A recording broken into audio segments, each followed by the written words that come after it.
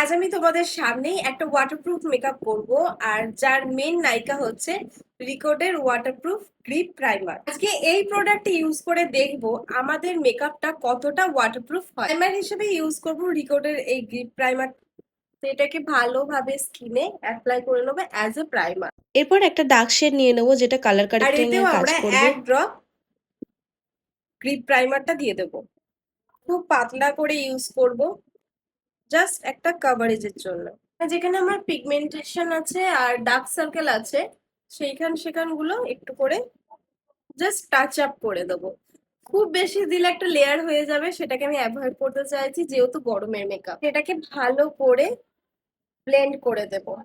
আশা করছি বুঝতে পারছো আমি কতটা কম পরিমাণে কারেক্টিং করেছি। এরপর ফাউন্ডেশন হিসেবে আমি রিকোডেরই একটা ফাউন্ডেশন নেব, আর এতেও আমরা এক ড্রপ গ্রিপ প্রাইমার ইউজ করবো। এতেও দিয়ে নেব এক ড্রপ গ্রিপ প্রাইমার। ভালো করে মিক্স করব, আর এটাকে যতটা পরিমাণে পারবো পাতলা করে নেব, ব্রাশের মাধ্যমে অ্যাপ্লাই করব। এখন আমি ইউজ করছি ব্লাশ। এটা হচ্ছে মার্সের, আর যে শেডটা আমি ইউজ করছি সেটা হচ্ছে 05, যার নামটা আমি এই মুহূর্তে ভুলে গেছি।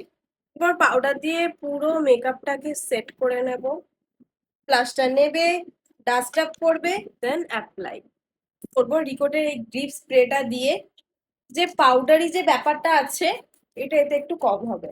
করবো লরিয়ালের এই ফিক্সারটা দিয়ে, এটা জাস্ট এরকম চেক করব, আর ব্যাস। তো এবার দেখবো এই মেকআপটা ওয়াটারপ্রুফ কিনা। দেখো অলরেডি আমার ঘরের পাখা আমি বন্ধ করে দিয়েছি। এবার ঘাম হবে, প্রচন্ড গরম করছে, চুলটাও খুলে রেখেছি। এবার দেখা যাক মেকআপটা ওয়াটারপ্রুফ কিনা। তো অলরেডি আমার ঘাম আসা স্টার্ট হয়ে গেছে নাকের উপরে। কপালে এখনো হয়নি, বাট হয় এই এরিয়াটায়। দেখো আমার ঘামটা দেখতে পাবে। তো এবার আমি টিস্যু দিয়ে মুছে দেখবো যে মেকআপটা ওঠে কিনা। এই হচ্ছে টিস্যু, এবার এটা দেখবো।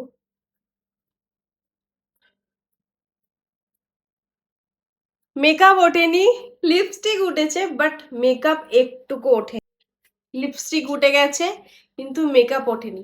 এবার এটা দেখবো এটা ঘষা লাগলে ওঠে কিনা।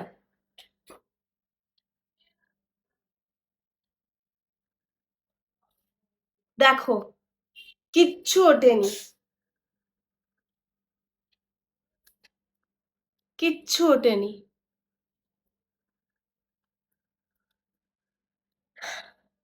মানে আমি এক্সাইটমেন্টটা তোমাদেরকে বোঝাতে পারছি না।